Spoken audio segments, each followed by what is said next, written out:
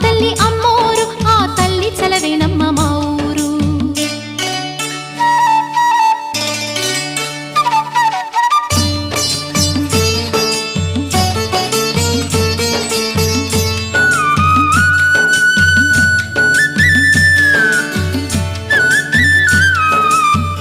రంగవల్లి ముంగిలి కందం